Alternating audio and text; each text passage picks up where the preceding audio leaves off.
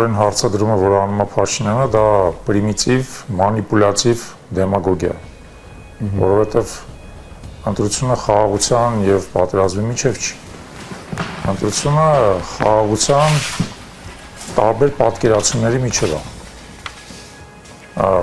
Փաշինյանի պատկերացումը, որը բացարձակ հենված է միակողմանի զիջումների մի հսկայական շարանի վրա, ընդ որում մի շարանի, որի վերջը չի երևում, որովհետև ըստ ամեն զիջում էլ ավելի է թույլատնում հայկական դիրքերը տարածաշրջանում, էլ ավելի է նվազեցնում Հայաստանի հեղինակությունը,